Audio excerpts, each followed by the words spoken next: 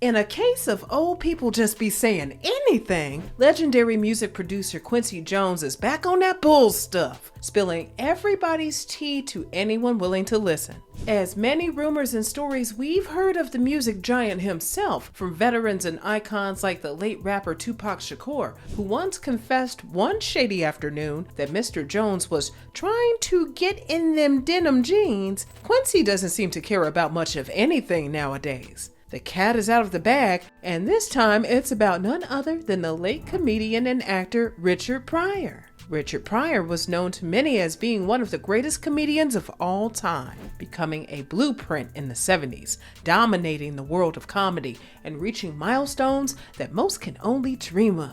Hilarious? Check. Witty? Check. Secret relations with Marlon Brando? Now wait a dang minute! Not even Ray Charles saw that coming. The man behind some of Michael Jackson's most stellar bodies of work, Quincy Jones, said, "Y'all feel like listening to a little story?" In an interview with Vulture magazine, before beginning their in-home casual style interview Q&A, Quincy gave out a clear disclaimer. "All I've ever done is tell the truth." Partaking in the exclusive sit-down inside of his Bel Air home, rubbing his hands together, Jones was getting ready to give us a load of outrageous gossip. For free! I've got nothing to be scared of. Not Nathan. After going through a lengthy list of ready-to-go and off-the-dome questions, it got to a moment during the interview where the host asked Quincy if the legend saw a future for the music business, to which Quincy replied, "There isn't a music business anymore. If these people had paid attention to Sean Fanning 20 years ago, we wouldn't be in this mess. But the music business is still too full of these old-school bean counters. You can't be like that. You can't be one of these back in my day people. Musicians today can't go all the way with the music because they haven't done their homework with the left brain. Music is emotion and science. You don't have to practice emotion because that comes naturally. Technique is different. Do these musicians know tango, macumba, Yoruba music, samba, bossa nova, salsa, cha-cha?" Marlon Brando. The late actor and Jones were longtime friends. During a down period in Jones's life, he spent time on the island in Tahiti, which Brando owned. The two called each other Leroy, owing to a story recounted extremely well, one among many, in this recent GQ profile. Used to go cha-cha dancing with her. The two called each other Leroy, owing to a story recounted extremely well, one among many, in this recent GQ profile. Marlon Brando used to go cha-cha dancing with us. He could dance his ass off. He was the most charming motherfucker you ever met. He'd fuck anything. Anything. He'd fuck a mailbox. James Baldwin, Richard Pryor, Marvin Gaye. I beg your pardon. Run that back for us one more time, Quincy. Even the host of the interview was taken aback and had to ask Mr. Jones what he meant by that. Marlon Brando slept with Richard Pryor. But wait, how do you know, Quincy? Come on, man. He did not give a mailbox, though? We all know Marlon Brando was on that flip-flop life, flopping more than a short order cook at a fast food restaurant. But getting the revelation that such a highly prolific comedian, who was a big deal in Hollywood during the 70s decade, getting more calls than a deadbeat dad trying to avoid court orders for overdue child support payments, was a huge "oh wow" moment. Guess they don't call it Hollyweird for nothing. After his tell-all other people's business interview, in a twist, Richard's own ex-wife and widow, Jennifer Lee, came out unprovoked as all heck and basically confirmed whatever Quincy was talking about. "Yeah, my husband did that and he didn't regret none of it." Please do tell us more, Jen.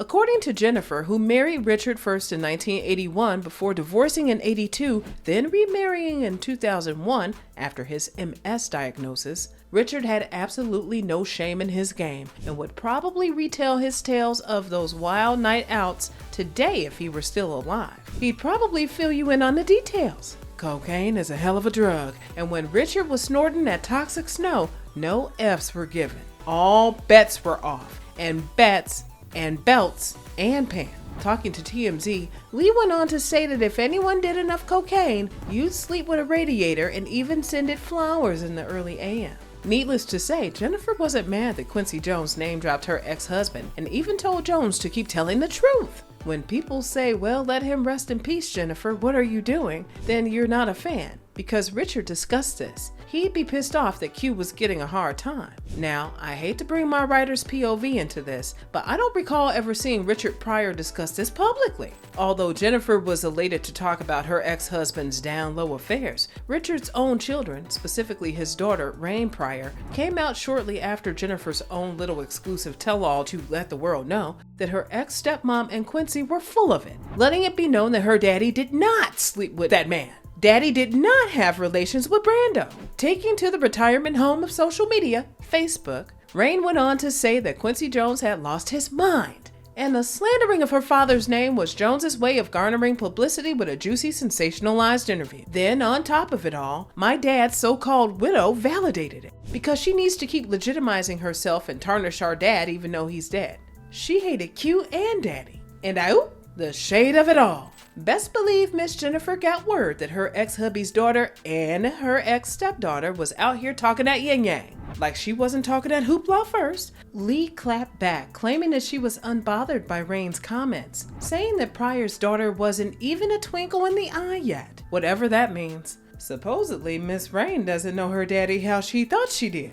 They don't know their father the way I know him, clearly. I think she's off base, but that's okay. I wish them well. I don't know why she acting brand new. Pryor, again, according to Lee, was always open about his dalliances with men and even transgender women. Supposedly, he even discussed his dabbling with men during some of his stand-ups. Now, we don't know how accurate any of these allegations are. We only have hearsay from Quincy and Jennifer Lee, but some seem to believe that incidents Richard previously dabbled in may have been signs to his undercover drugged-up shenanigans. He once performed for a gay rights benefit show at the Hollywood Bowl in '77, and went on to tell the rowdy crowd, "I have sucked a you-know-what," only to be bombarded with boos after claiming that it was the first time he realized gays are prejudiced. But, replace gay with the F slur. That cocaine will make you do some strange for a piece of change. It made Pryor shoot at his own car after his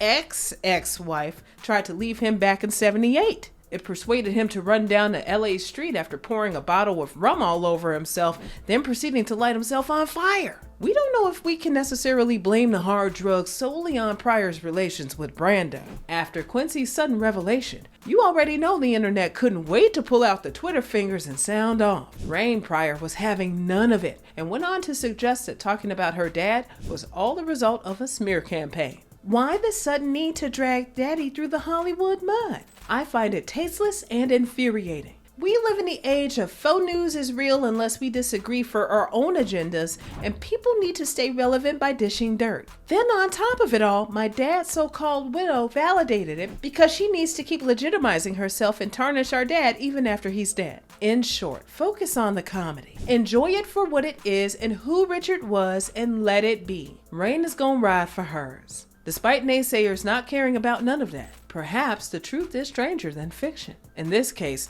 the fiction being that Richard Pryor and Marlon Brando weren't undercover lovers. Even a so-called admirer, Mac Moley, posted a clip from a roast of Pryor's in which he talked about having relations with a dude. But he's Richard Pryor, so most people thought he was joking. So, what do y'all think? Do you believe Quincy Jones and his ex-wife who claimed that Richard Pryor was on that yo gabba gabba? Or his own daughter who says that Quincy and them was looking for clout? Let us know your thoughts and opinions down below in the comments, and stay tuned for more true celebrity stories.